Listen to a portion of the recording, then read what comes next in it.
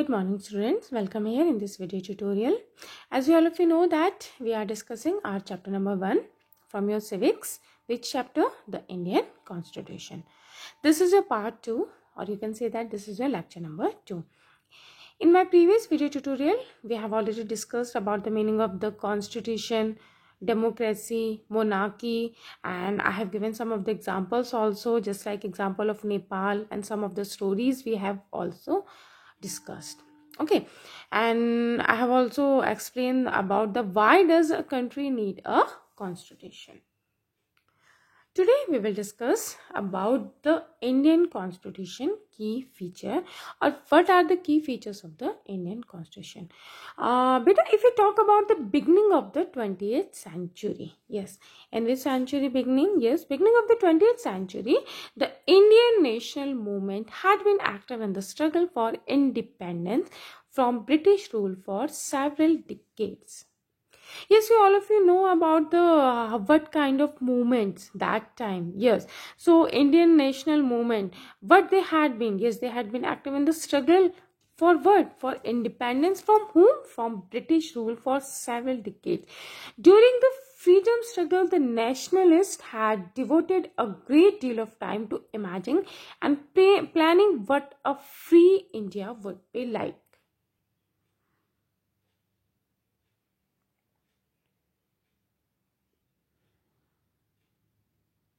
What?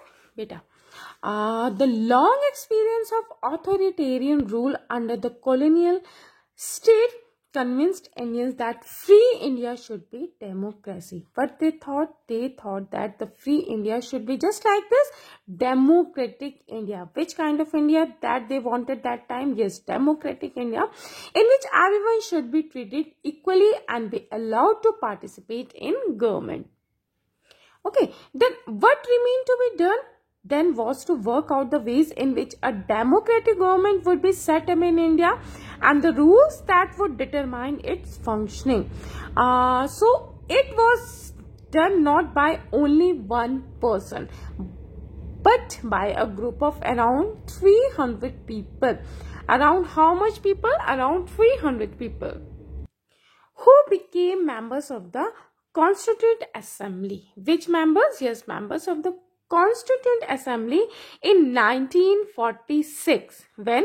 Yes, it was done by, for how much people or how much group of people? Yes, by a group of around 300 people who became members of the Constituent Assembly in 1946, who met periodically for the next 3 years to write India's constitution. One nice question also, you must know about the Baba Saheb Dr. Ambedkar, whom, yes, Baba Saheb Dr. Ambedkar is known as the father of Indian Constitution.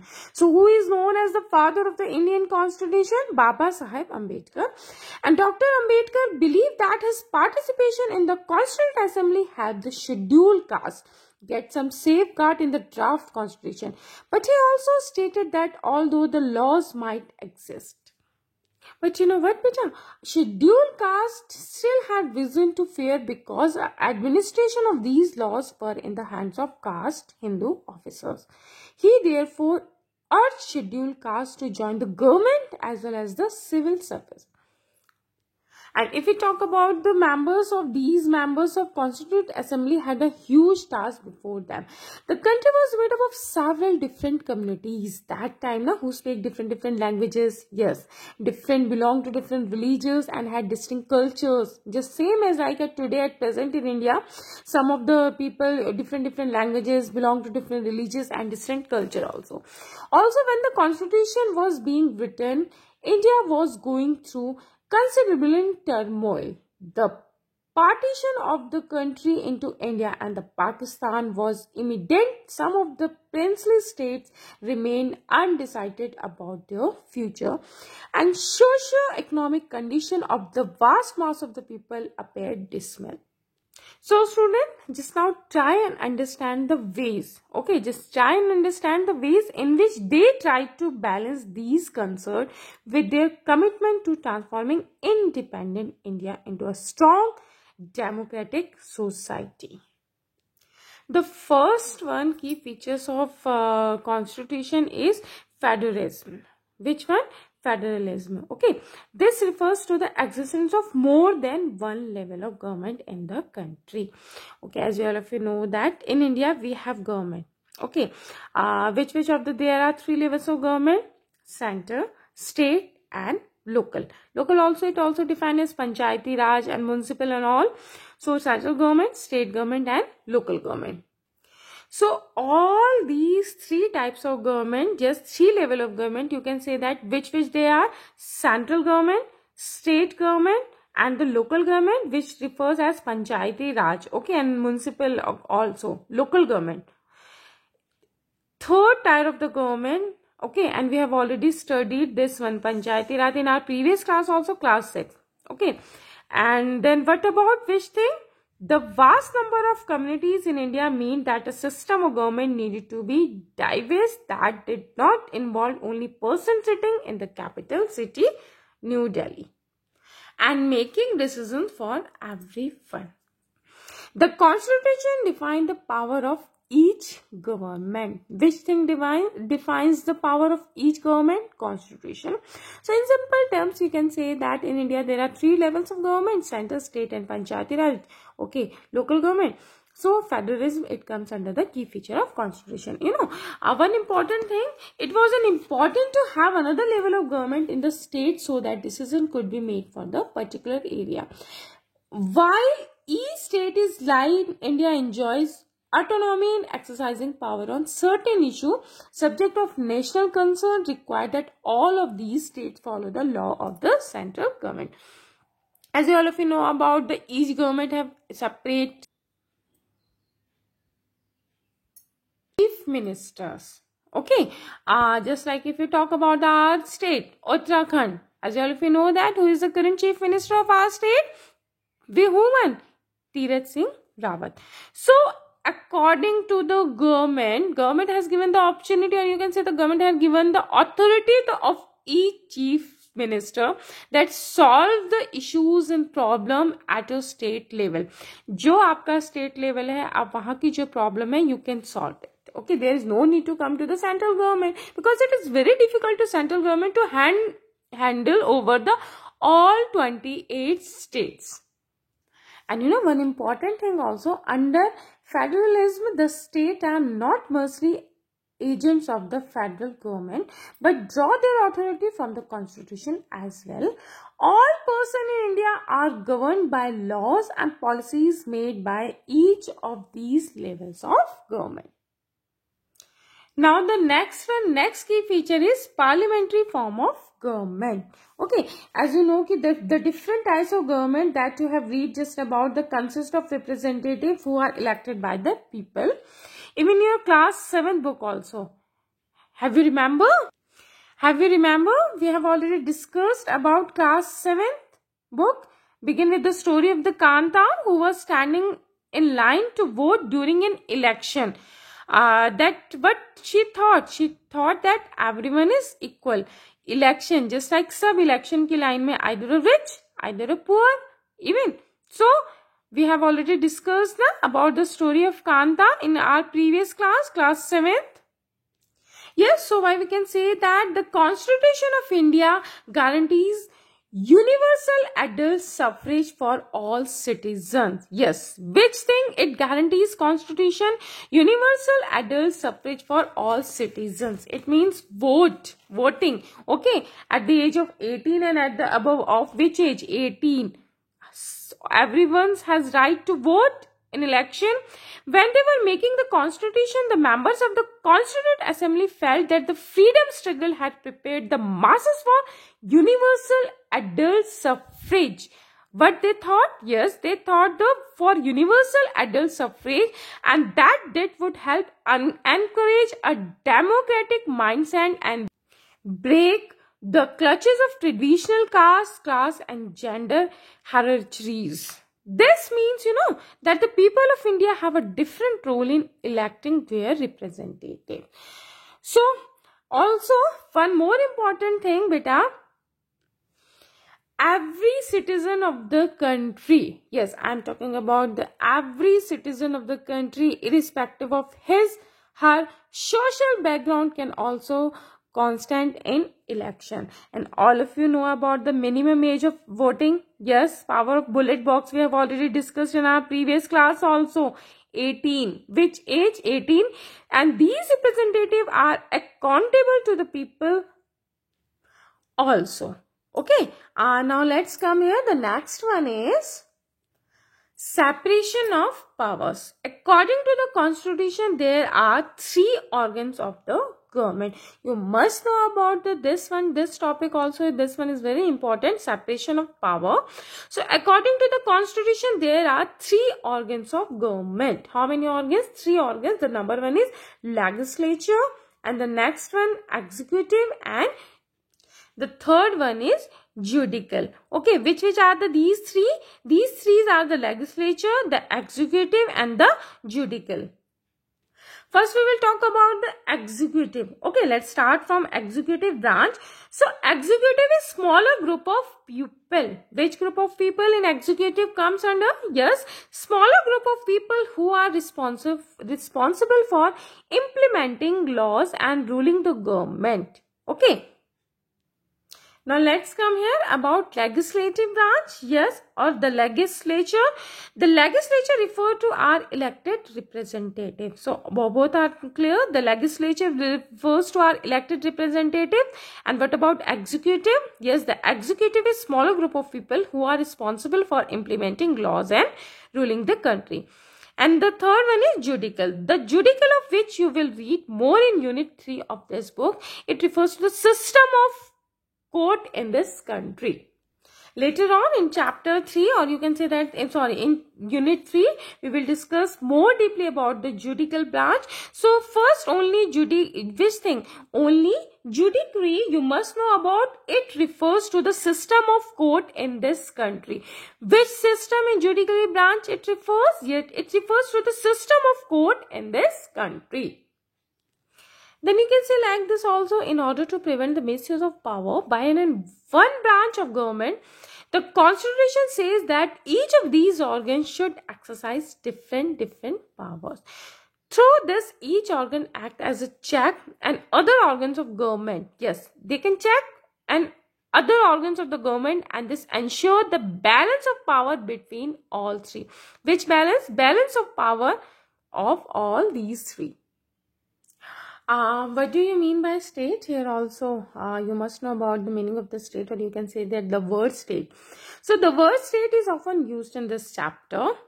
Okay, so this word is often used in this chapter and does not define or refer to state government. ऐसा नहीं है कि उसका meaning state government है. Rather, when we use state, we are trying to distinguish it from government. Okay, which thing? Distinguish it from government, and government is responsible for administrating and enforcing law.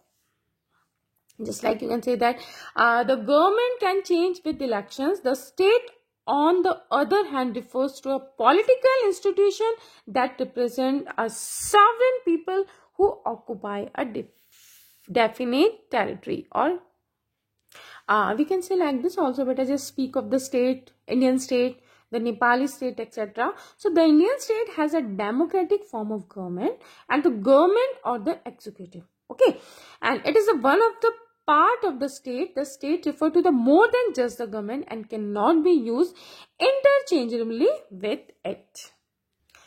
Now let's come here. The next key feature of fundamental right. This one too you must know about each and every citizens. Okay, so the section of fundamental right has often been referred to as the consistence of the Indian Constitution, which is referred, yes, consistence. It means soul, atma of the Constitution, soul of the Constitution. Okay, main theme.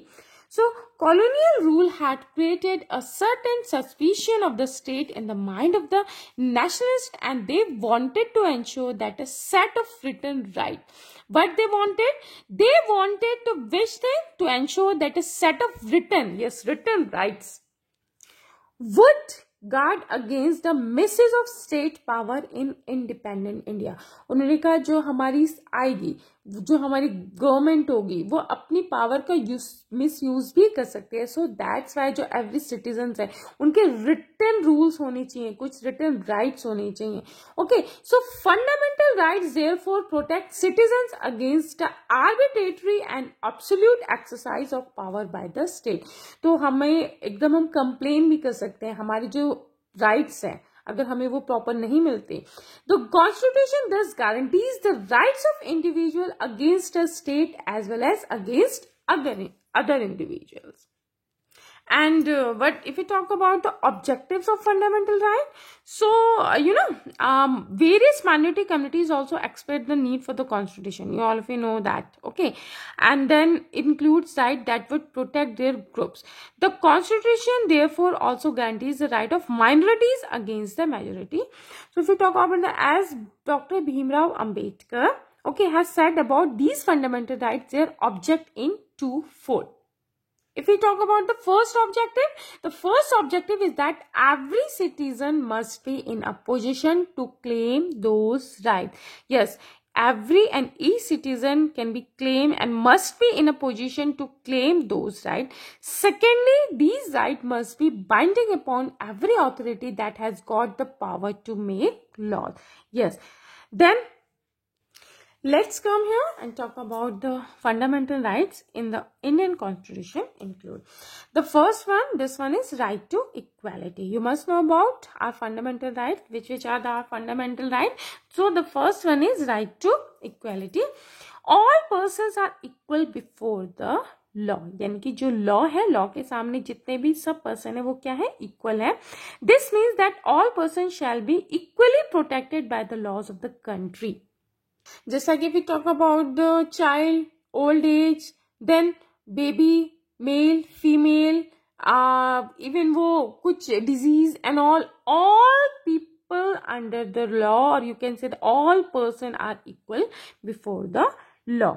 Okay, it also states that no citizen can be discriminated. Yes, sometimes also it also happen just like discriminated on the basis of caste, gender, sex, religion and all these things. So no citizens can be discriminated against on the basis of their religion, caste or gender. Every person has access to all public places. Okay, even every public places, just like including playgrounds, hotel, shop, कहीं भी कोई person जा सकता है, उनके पास access है जाने का, जैसा play ground, hotel, shop. And then the state cannot discriminate against anyone in the matter of employment also. And but there are expectations to this that you will read about later in this book also. Okay, so the practice of untouchability has also been abolished. Which practice? Untouchability. Then the next one is right to freedom. This includes the right to freedom of speech. Okay, which freedom? Right to freedom of speech and expression, the right to form association, the right to move freely. Okay, just like even freely and reside in any part of the, कुछ भी बोल सकते हैं, but right thing, ऐसा नहीं है कि उल्टी सीधी बात. And freedom, expression. Every person, every citizen has right to freedom of speech and expression, right to form any association and right to move freely anywhere in the part of the country. Under this and right to freedom, you can say that ki right to freedom to practice any profession, occupation or business. Now student, let's come here. The next one is right against exploitation.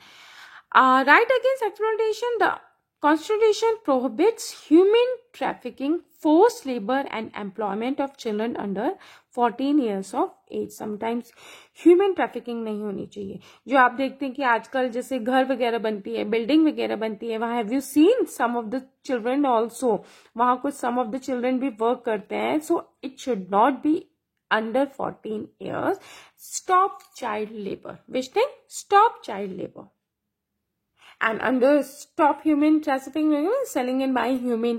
Sometimes हो देखा है कि आपने selling and buying humans होता है outside the country work करने के लिए भी. Force they cannot, उनको force नहीं किया जा सकता कि you have to work extra time. Okay. Now the next right is right to freedom or which one? Religion. Okay, right to freedom of religion. So religious freedom is provided to all citizens. It's up to us which religion we want to choose. Every person has a right to practice, profess and propagate the religion of their choice. Okay, either Hinduism, Muslim, Sikhism, Christianity, it's up to us. We can pick. The first amendment gives us the right to pick our religion. It's up to us कि हम कौन सा religion choose करना चाहते हैं. Someone cannot force that कि you should choose a Hinduism. Just like no one can force us to choose our religion. Even sometimes some people change the religion also, na? Just like they were born in, just like in Christian, then बाद में वो क्या बन जाते हैं? Buddhism, then Hinduism, Muslim. It's up to us. No one can force to us to choose religion. Now the next one is, now student, let's come here. The next one is cultural and educational rights. Okay, under this, preservation of Western culture and our education also. So the constitution says that all minorities, religious or linguistic, can set up their own educational institution. Okay, anyone, just like minorities also, religious also, and linguistic can set up can set up their own educational institution in order to preserve and develop their own culture. So if we talk about the under Article 29, protection of interest of minorities, and what about in under Article 30, right of minorities to establish and administer educational institutions. Now the last one, okay, right to constitutional remedies. कि ma'am आपने सारे rights तो क्या explain कर दिए, just like right to equality, right to freedom, right against exploitation, right to freedom of religion and culture and education right. And then what about the remedies? If someone hit our rights or if someone do or decline, if someone declined our rights, कि अगर ma'am हमारे कोई right decline कर रहा है, कोई हमारे rights को hit कर रहा है, then what? This allows citizen to move the court under this, which one? Right to constitutional remedies. This allow visiting citizens to move the court if they believe that any of their fundamental rights have been violated by the state. Okay, अगर कोई state के बाद से हमारे वो क्या कर रहे हैं कि हमारे उसको what कर रहे हैं, violated कर रहे हैं, हमें हमारे rights नहीं दे रहे हैं. Okay. So from where you can go? Yes, you can go or you can claim against them or against it on the court, or you can go or you can move the court. Now let's come here again, fundamental right. One important part of the constitution also written over there. In addition to fundamental right, the constitution also have a section called directive principle of state policy. Which thing it is? Directive principles of state policy.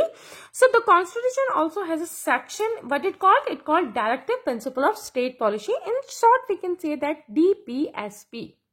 And you know, this section was designed by the member of Constituent Assembly to ensure greater social and economic reforms. Okay, which things? Yes, to ensure greater which things? Social and economic social reforms, and to serve as a guide. Which thing? Yes, serve as a guide to independent Indian state to institute laws and policies that help reduce the poverty of the masses.